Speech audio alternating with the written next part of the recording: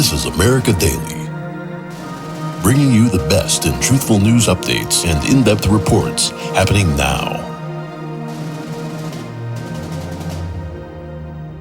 It's Monday, September 23rd. This is America Daily. I'm Mark Jackson. Here's the news.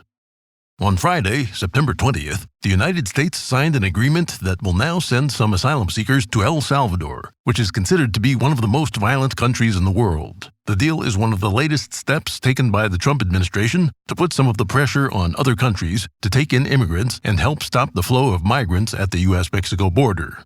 U.S. immigration officials are forcing more than 42,000 people to now remain in Mexico as their court cases play out. Acting Homeland Security Advisor Kevin McAleenan and El Salvador's Foreign Minister Alexandra Hill-Tinoco signed the Cooperative Asylum Agreement in a live-streamed press conference on Friday.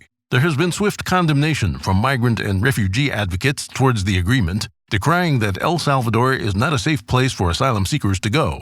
McAleenan called the agreement, quote, a big step forward. Hill-Tinoco discussed the need for U.S. assistance in making El Salvador a safer and more prosperous place for its citizens. The Trump administration threatened this year to withhold all federal assistance to El Salvador, Guatemala, and Honduras unless they did more to end the migrant crisis.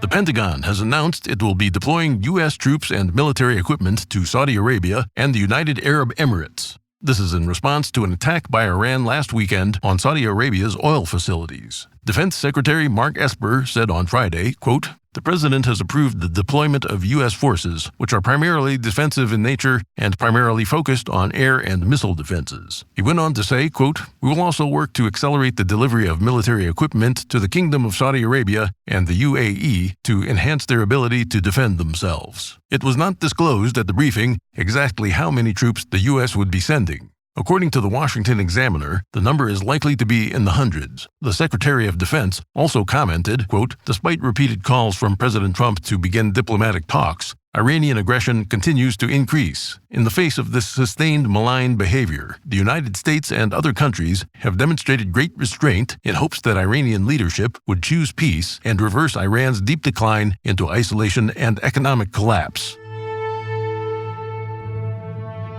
President Trump is going to make religious freedom a key focus at next week's United Nations meeting in New York. A senior official with the administration told reporters on September 20th, quote, the president will highlight American values and underscore that America is a positive alternative to authoritarianism. Specifically, he will use this opportunity to showcase the administration's commitment to upholding democracy and protecting religious freedom.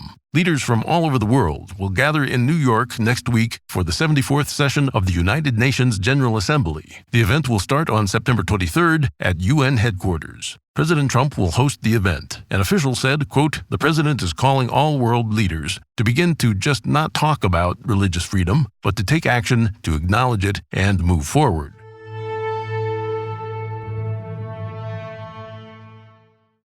According to a recent article in the Seattle Times, a local police officer has filed a $10 million claim against the city. He alleges he was exposed to, quote, an extremely dangerous man-made toxin after he was assigned to clean up a homeless camp in the industrial Sodo neighborhood in January. Laura Ingram's Fox show, The Ingraham Angle, showed exclusive videos with comments made by some of the local residents when asked about what they thought of the city's homeless situation. On her show, Laura made this statement, quote, that's how dangerous it is. Now you have police officers apparently getting sick. They're concerned about bringing the diseases home to their families at night. A former Reagan administration official and author, Jeffrey Lord, joined Laura on her show. Lord blamed liberalism for Seattle's situation and commented, quote, this is the governing philosophy of liberalism at work. One city after another ruled by liberals for decades, and they have this problem.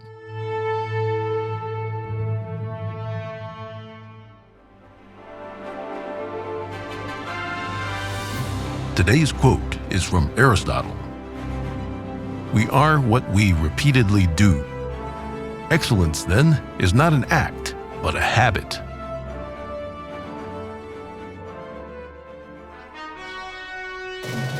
This is America Daily, bringing you the best in truthful news updates and in-depth reports happening now.